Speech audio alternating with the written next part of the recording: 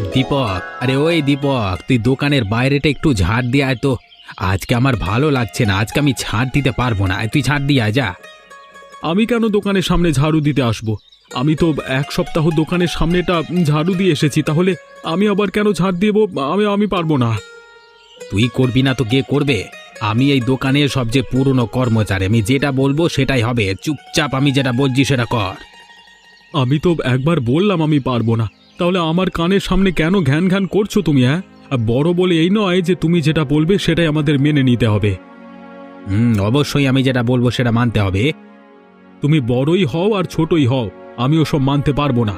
আমার যখন যা কাজ আমি সেটাই করব, তাছাড়া আমি আর কোনো কাজ করব না।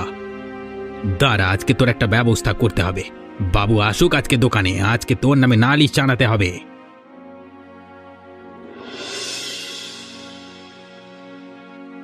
কি হয়েছে কি?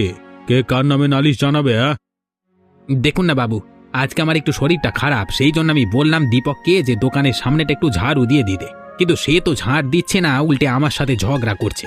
আপনি কিছু একটা ব্যবস্থা করুন তো। দীপক তো ঠিকই করেছে। ওর তো এক সপ্তাহ সময় ছিল, ওই এক সপ্তাহ টানা দোকানের সামনে ঝাড় দিয়ে গেছে। তখন তো তোকে একবারও বলেনি যে দোকানের সামনেটা ঝাড় দেওয়ার জন্য? তাহলে তুই ওকে কেন বলেছিস? আচ্ছা বাবু, ঠিক আছে, আমি ছাড় দিয়ে দিচ্ছি। দেখ, তোদেরকে একটা ভালোভাবে কথা বলে যাচ্ছি, তোরা এভাবে যদি ঝগড়া করিস তাহলে আমাকে অন্য কিছু একটা ব্যবস্থা করতে হবে। তাই তোদেরকে বলছি, ভালোভাবে কাজটা কর।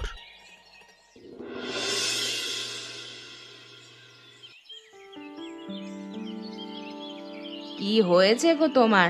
তুমি এরকম মনমরা হয়ে বাড়িতে কেন ফিরছো? বাইরে কিছু হয়েছে নাকি? না গো গিন্নি, কি আবার হবে? কিছুই হয়নি আবার। না গো, তুমি আমার চোখে যতই ফাঁকি দাও, কিন্তু তুমি পারবে না। তোমাকে নিয়ে আমি এতদিন ঘর সংসার করছি, আর আমি বুঝতে পারবো না?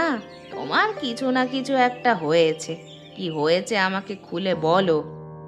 কি বলবো বলো আর গিন্নি, শুভেন্দু আর দীপক ওরা দুজনে আমার দোকানে কাজ করে। ওদের মধ্যে ছোটখাটো বিষয় নিয়ে ঝামেলা লেগেই থাকে। তা ওদের মধ্যে যখন এতই ঝামেলা, তাহলে তুমি এক কাজ করো না, ওদের দুজনের মধ্যে যে কোনো একজনকে কাজ থেকে বের করে দাও, তাহলেই তো সব সমস্যার সমাধান হয়ে যায়। না গো গিন্নি, এটা তো তুমি একদম ভুল কথা বললে। ওরা দুজন যে আমার দোকানে কাজ করছে, ওদের দুজনের জন্যই তো আমার এই দোকানটা ধীরে ধীরে বড় হচ্ছে।